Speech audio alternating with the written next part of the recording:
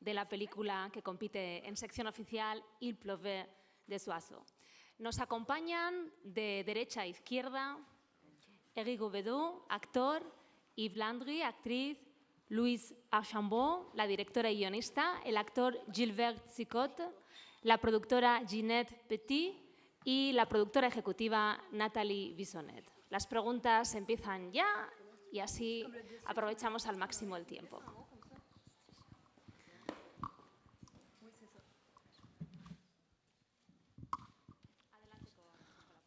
Hola, buenos días. Quería en primer lugar felicitar a la directora por incluir en la película una escena de sexo entre gente mayor, que es algo que a veces parece que incomoda más que escenas muy violentas, ¿no? El público a veces, desgraciadamente, se incomoda más con eso. Entonces, felicitarla por incluir una escena tan bonita de sexo entre gente de una edad más avanzada. Y luego quería preguntarle, nosotros en España nos llega poco cine de Canadá, hemos visto siempre pues películas de Goyan, de Villeneuve o incluso de Denis Arcand. Quería preguntarle cuál es la situación actual de la industria canadiense del cine. Si está en un buen momento, si hay nuevos directores interesantes, que nos podría contar sobre cómo está el cine en Canadá. Gracias. Louise Archambault est formidable. Est-ce que tu veux répondre, Ginette, à la situation? Commence, puis je peux... Comme de toute façon, j'ai vu. La situation du cinéma au Canada actuellement, elle est pas mal similaire à la vôtre, c'est-à-dire très difficile de lever les financements, mais on y arrive. On a la chance d'avoir de l'aide gouvernementale et des crédits d'impôt qui nous aident. Et il y a un talent immense sur notre Québec. On est une petite province qui parle francophone et le cinéma francophone québécois connaît un bon succès. Il y a aussi beaucoup de talents, de nouveaux talents et de moins nouveaux qui émergent énormément actuellement. Louise Archambault est à son 3e film, un 4e qui s'en vient aussi. Et tu peux parler peut-être, Louise, que tu as une coproduction aussi avec l'Espagne qui est en développement. Oui. En fait, c'est ça. Je pense qu'on est privilégiés. Nous, en fait, on est dans le Canada. On est la partie francophone au Québec. Et les spectateurs, nous allons voir nos propres films, ce qui est assez exceptionnel. Si on regarde le Canada anglais, souvent les gens nous demandent « Comment vous faites pour avoir cette chance? » Alors, déjà, il y a cette possibilité-là. Je pense que c'est similaire en Espagne, de ce que je comprends. Les gens vont voir leurs propres films. Alors, vraiment, ça, c'est pas partout dans le monde. Il y a beaucoup de situations où on doit faire des coproductions pour pouvoir financer nos films. Nous, il y a beaucoup de demandes de financement, mais les films, bon, là, maintenant, se font. Et on va voir les films. Et les films voyagent beaucoup à l'international, les films canadiens, particulièrement les films québécois. Vous avez nommé Denis Villeneuve, Jean-Marc Vallée, Xavier Dolan, Philippe Falardeau. Et oui, en effet, on verra ce qui se passe. J'ai différents projets. J'ai été approchée, le film antérieur, le film qui s'appelle Gabriel, qui avait entre autres remporté le prix du public au Festival de Locarno, qui avait été dans la course aux Oscars jadis. J'avais eu beaucoup d'offres de l'étranger et on verra ce que ça donne, mais j'ai un projet de coproduction de long métrage entre le Canada et l'Espagne qui serait tourné sur Compostelle, en anglais. Ou c'est avec beaucoup d'espagnol dedans, parce qu'il y a des personnages qui sont espagnols, évidemment. Mais on espère quand même que des Villeneuve et Vallée reviennent des fois au Québec tourner aussi. Hola, primero felicitaciones. Aquí está. Felicitaciones porque es una película hermosísima, grande, la verdad. Tiene muchos temas que toca, como puede ser la vida, el renacer, la muerte, muchas cosas, pero también de un amigo que también la ha visto y toca muchas cosas. Por ejemplo, me tengo que poner gafas, el pésimo tratamiento de los enfermos mentales, las violaciones en los psiquiátricos, la recuperación de la memoria histórica, en este caso en el brutal incendio que ocurrió, el arte como medio de expresión de catástrofes, la eutanasia, el derecho a decidir sobre la vida, la constante medicación en la tercera edad, la vital importancia del contacto con la naturaleza, y así un bla, bla, bla terrible, ¿no? Un peliculón. La verdad es que la pregunta sería, tantos temas en una película, estaba en un libro, si no me equivoco, estaba primero en un libro y luego se ha hecho en la película, ¿no? O sea, ¿creías que podía haber más temas todavía en esta película? En Lloviendo pájaros. Son muchos, pero bueno. En fait, oui, ben, je pense que la vie contient beaucoup de sujets. Alors, c'est ça aussi. À mon avis, le sujet principal, c'est vraiment sur l'amour et la liberté. Alors, après, il y a une extension de micro-sujets qui concernent chacun de ces personnages. Alors, dans l'histoire, on a particulièrement des histoires croisées ou inversées des relations amoureuses. On a un personnage qui s'appelle Boychuk, qui est le doyen des ermites, qui, au début du film, bon, c'est celui qui peint toujours. C'est quelqu'un qui a vécu les grands feux. Toute sa famille a été décimée pendant les feux. C'est quelqu'un qui a eu du mal avec l'amour, à savoir comment aimer. Et à un moment donné, on comprend dans l'histoire qui est plus complexe pour lui, qu'à un moment donné, il n'était pas capable de choisir par rapport à l'amour, il s'est isolé. Pour lui, c'est sa façon de vivre l'amour. Et à l'inverse de cette femme, Marie des Neiges, qui a été internée injustement toute sa vie et qui se retrouve, passé 80 ans, elle se retrouve dans la forêt avec ses hommes et redécouvre une possibilité de liberté et de peut-être vivre l'amour comme elle l'entend. Alors, après, dans des couples, différentes situations, oui, étant donné qu'on décrit ce personnage-là qui a été interné, justement, on va parler de médication, etc. Par rapport à le personnage de Stardy, qui est incarné par Gilbert Sicotte, c'est quelqu'un qui croyait, on lui a dit qu'il avait été atteint du cancer, et lui, pour mourir, il a décidé d'aller dans le bois, d'aller dans la forêt. C'est comme ça qu'il voulait mourir. 15 ans plus tard, il n'est pas mort. Alors, à mon avis, ce sont des sous-sujets. Et à travers, je voulais montrer aussi l'espoir. L'espoir, le potentiel, peu importe le bagage de vie. Et ça peut être autant avec les plus jeunes que les plus vieux. Pour moi, ce n'est pas une question d'âge. On a des personnages qui sont plus vieux et plus jeunes. Mais après ça, c'est une question de comment tu utilises les possibilités de ta vie, avec ce que tu es, avec les rencontres que tu fais. Et après, il y avait, dans cette situation-là, étant donné qu'on parle de l'amour, je voulais particulièrement parler de désir. Et je reviens à votre question tout à l'heure. Quand on parle, oui, il y a une scène intime assez particulière dans le film, mais pour moi, je voulais montrer la beauté, je voulais les magnifier et je voulais surtout parler de désir, peu importe l'âge ou la condition. Avant, j'ai fait un film avec un personnage qui a un retard intellectuel et c'est un peu ça. Je pense dans la vie, l'humain, il y a trois choses. On veut aimer, on veut être aimé et on cherche à avoir notre propre dignité. C'est à peu près ça. C'est assez universel. Après, il s'en découle plein de situations selon comment on a évolué dans la vie, d'où on vient, notre provenance et nos rencontres. Alors, voilà. Muy bien, por aquí, por la primera fila, teníamos otra pregunta. Hola. Yo quería preguntar si podíamos tener un poco más de información sobre lo que le pasa al joven al final, porque no tengo muy claro si desaparece, sin más, o qué pasa ahí.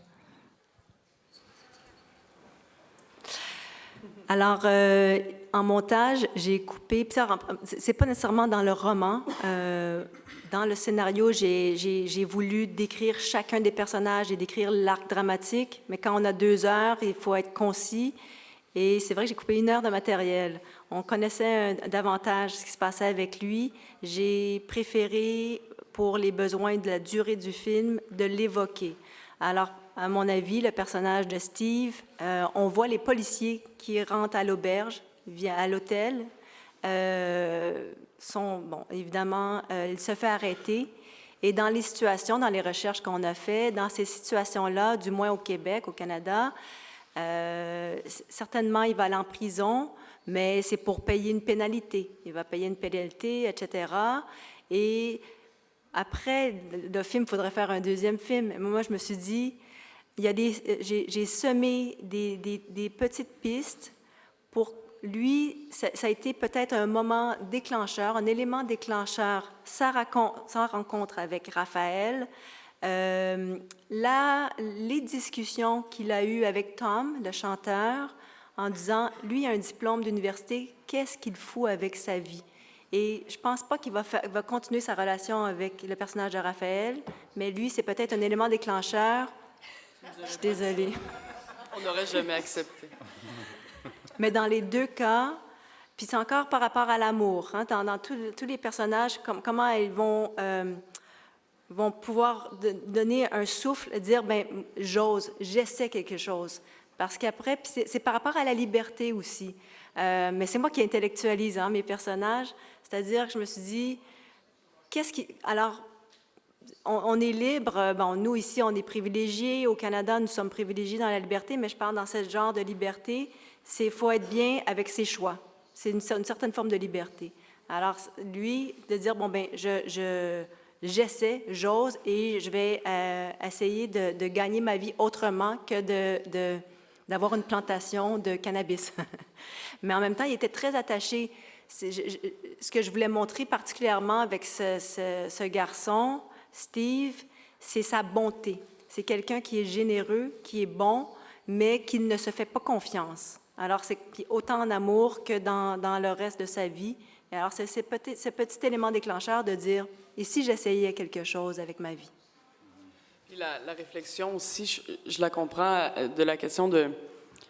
Moi, je trouve ça intéressant. Quand on arrive, on ne sait pas les fameux plants de cannabis, s'ils ont été enlevés par la police ou par les ermites qui ont voulu aider. Moi, ça, je trouve ça super intéressant que le public fasse. Mais qu'est-ce qui est arrivé? Est-ce que la police est arrivée puis les plants de cannabis étaient déjà plus là parce que les ermites les ont enlevés, ou la police les a enlevés puis finalement, lui, se ramasse en prison? Mais moi, ça, je trouve ça super intéressant que Raphaël arrive et que même elle n'a pas ces réponses-là de qu'est-ce qui s'est passé. Elle-même repart dans le même doute que le spectateur qui voit le film. Adelante, por favor. Bonjour. J'ai pensé que c'était dur arriver à comprendre le québécois, mais c'est pas comme ça. Y ahora hablo en español para... fascinante, es una película sencillamente fascinante. Yo no conozco el texto, la novela en que se basa. Me ha resultado... Quisiera saber si sirve de inspiración o no, o se toman los temas que hay ahí, o sea, hasta qué punto es una adaptación sin más o sirve de inspiración, ¿no? Y bueno, como os he dicho, realmente es una película muy filosófica, muy densa, todos los temas, no solo la escena, efectivamente, haciendo ver que el sexo no era importante para este personaje, ¿no? Sino el amor, porque el sexo había tenido mientras estaba encerrada. Esa escena rodada, o la de la eutanasia en la trinchera, o sea, esa es una escena muy audaz, ¿no? Cómo se ve a alguien, incluso al perro, ¿verdad? Bueno, en sus últimos estertores, pero todos comprendemos que es un acto de libertad. Realmente, y en el trasfondo, eso quisiera saber si está en la novela, esa naturaleza que ha marcado a todos los personajes, los ha traumatizado, y sin embargo, a pesar de eso, es la salvación. Es a donde se vuelve y donde se vuelve a renacer en libertad, donde todos los personajes vuelven a esa naturaleza que ha sido tan cruel con ese incendio pavoroso que les ha dejado sin familiares, y sin embargo, finalmente, es donde la gente que ha sido encerrada en los... vuelve a tener una segunda vida, etcétera, etcétera, ¿no? ¿Eso está en la novela o es cosa de la película? Muchas gracias. Y enhorabuena a todos, particularmente a la cineasta. Ben, Laura, Je vais parler du roman, puis... ou non, veux. par ça. Oui, c'est une réelle adaptation du roman. La structure du roman est différente de la structure du film. Alors, j'ai développé davantage l'arc dramatique de chacun des personnages.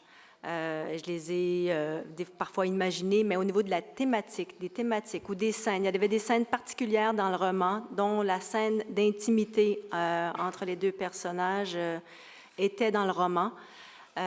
Et aussi la mort de Tom, qui est dans le roman. Mais Tom, j'en ai fait un chanteur. C'est évoqué comme ça, qui gratte la guitare, mais j'en ai fait un chanteur. Et à travers le choix des chansons, j'avais envie de raconter la vulnérabilité, toute l'intériorité de ce personnage. Je te laisse continuer, Gilbert. Moi, je n'avais pas lu le roman avant de lire le scénario du film. Et j'ai vraiment été capté par le scénario du film de façon brutale, chamboulée, vraiment troublée. Et donc, j'ai attendu vraiment avant de lire le roman. Et je l'ai lu après. Et j'ai vraiment, c'est rare qui, tout à coup, c'est comme s'il y a des choix qui ont été faits par Louise, au niveau, par exemple, du temps. Dans un roman, c'est sur plusieurs saisons. Là, c'est sur une saison. Mais sinon, l'esprit du film, les personnages, les scènes moteurs ils sont là dans le roman.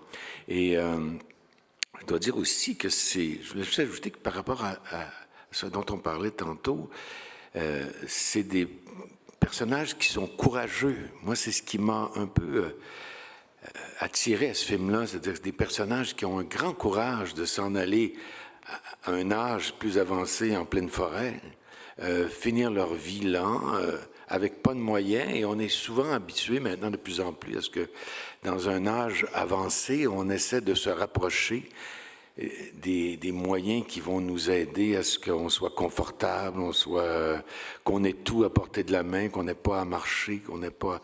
Tandis que c'est des personnages qui choisissent le contraire, de vraiment s'isoler dans une nature qui, effectivement, les inspire et les guérit, finalement. Adelante. Okay, 2 questions for Louise. I've seen 3 of your films and I've loved all of them very much. So I want to see more of your films. 15 years, only 3 feature films, isn't that a little bit... I mean, your films don't only win awards, they win the audience. I've seen it in Locarno, you've won the audience award, rightfully so. Is it so difficult to get your projects financed so that you have to take on TV jobs in order to earn money, or what's the story here? That's my first question. The second question is, I think you're a master of balancing things. I mean, your films deal with difficult subjects, but they are hopeful, they are optimistic, but they are not cheesy or kitschy. There are no false happy endings or things like that. You know how to win audiences, but you don't please them at any cost. You expect a lot from them. You show them things they probably don't want to see, like the death of Tom, for example, in detail. How on earth do you manage to balance these things? Because I think it's very difficult. Do you have a bullshit detector in your head, or how do you work on these things? Thank you very much. Non, on ne sait jamais qu'est-ce qui fonctionne ou pas. C'est la beauté de l'art. Sinon, on ferait tous la même chose et on serait devenus des robots, je pense. C'est vrai que j'ai tendance à prendre des sujets, je ne dirais pas difficiles, mais des personnages qui sont atypiques, en marge, parce qu'au final, je trouve qu'on est tous pareils et différents. Alors, c'est comment après mettre en valeur des gens qui ont moins de voix.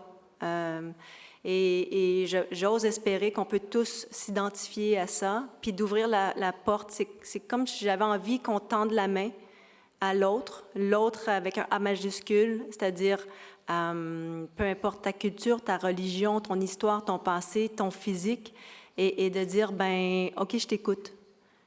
Puis parce que je pense qu'on on vit, on meurt. Mais c'est quoi l'humain? Ça, c'est la grande... après, des sujets qui m'interpellent, puis je pense que c'est souvent lié à ça. La raison pour laquelle j'ai fait moins de films, en effet, des financements, c'est-à-dire qu'après, entre autres, mon deuxième film, Gabriel, en fait, après mon premier film, j'ai eu des enfants et le papa travaille beaucoup. Donc après, oui, j'ai écrit mes propres films. J'ai peut-être pas choisi des sujets les plus faciles à écrire.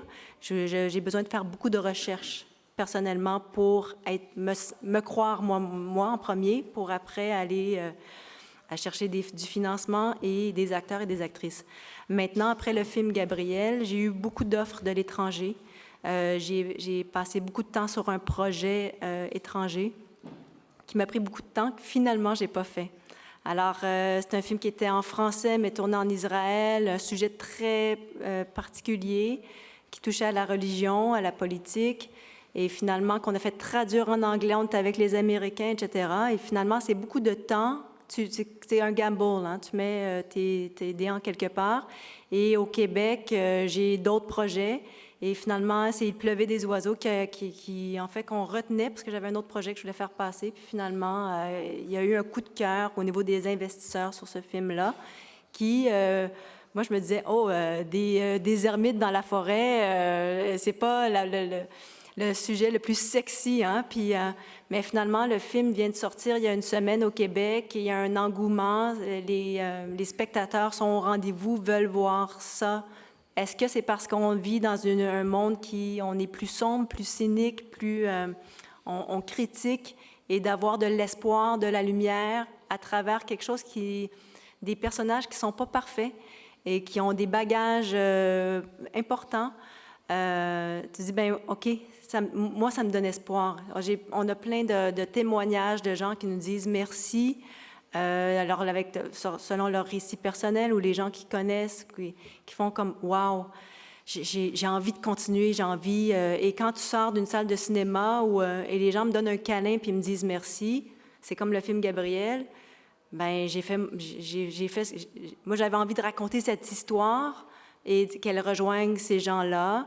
Ben, tant mieux. Et oui, j'espère faire plus de films prochainement. Puis, entre-temps, il faut travailler. J'ai besoin et on m'a offert beaucoup de séries télé. Et j'en ai fait plusieurs entre Gabriel et j'ai peut-être fait 7 ou 8 tournages depuis de séries télé. Et je trouve aussi mon compte, c'est-à-dire que c'est encore des personnages. En série, je n'écris pas les scénarios. D'avoir ces rencontres avec des scénaristes qui ont d'autres idées, d'autres personnages aussi, c'est comme une extension dans mon cerveau. Wow, OK, on peut te parler de ça aussi. Entre autres, je viens de terminer, je termine cette semaine les derniers épisodes d'une série pour la Radio-Canada au Canada qui avec, entre autres, un personnage qui est bipolaire, mais c'est une comédie. Alors, c'est aussi une façon de raconter ces autres personnages-là. Alors, moi, j'ose espérer que je grandis et que je me nourris aussi de ces autres expériences. Et donc, là, je termine un autre film, mais c'est une comédie, et c'est un road trip, et ça se passe à Noël, et ça va sortir, du moins au Québec, le 25 décembre. Mais je veux juste ajouter que c'est vrai que Louise, elle a ce talent unique d'être capable de faire des films philosophiques profonds qui vont rejoindre un grand public. Et c'est rare, c'est très rare. Je veux juste ajouter une autre qualité, c'est qu'elle est beaucoup à l'écoute. Quand elle travaille le scénario, c'est quelqu'un qui écoute aussi les conseils des autres, qui adapte ça, qui fait que probablement ce que vous sentez dans le scénario, c'est une collaboration. C'est vraiment un grand talent qu'elle a. Voilà. Et avec la nature et avec les acteurs, je dirais. À l'écoute des odeurs, du terreau fertile et de l'acteur, de ce qu'il apporte comme matière. Puis très, très ludique, ce qui fait qu'on est toujours dans une grande liberté, une belle confiance, puis une intelligence de cœur, quelque chose de presque bon enfant des fois sur le plateau qui est arrivé, puis qui fait sortir ce qu'on a de plus vulnérable, ce qu'on a de plus fragile, ce qu'on a de plus fort aussi en même temps. Il ne faut pas prendre la vie au sérieux. Alors c'est vrai que quand je travaille, il y a une rigueur, mais il faut que ça soit le fun, il faut que ça soit drôle, sinon on fait des films, hein, on ne sauve pas le monde. Mais en même temps, c'est jamais parce que c'est le respect des choses dans la légèreté. Ouais. Et c'est ça, Louis, même si une scène est grave, importante, il y a une légèreté qui est toujours là. C'est comme si elle-même n'a pas un poids très lourd. Et c'est comme si elle dégageait ça aussi au-dessus de nous. Une espèce de plume qui travaille à côté de nous. C'est très, très agréable. Tenemos alguna pregunta más todavía. Hola, yo otra vez aquí. Yo quería preguntar sobre la galería del final. ¿Esos cuadros y esas fotografías las habéis creado para la película exclusivamente y hay un autor? Alors oui, les photos et les toiles, les peintures ont été faites pour le film. Les peintures ont été faites par un artiste qui s'appelle Marc Séguin, qui est très, très connu au Canada. C'est quelqu'un que j'estime beaucoup. Et à l'époque, quand j'écrivais, je pensais à ses œuvres à lui parce qu'il a créé une série qui s'appelle Forest. Et donc, on l'a approché.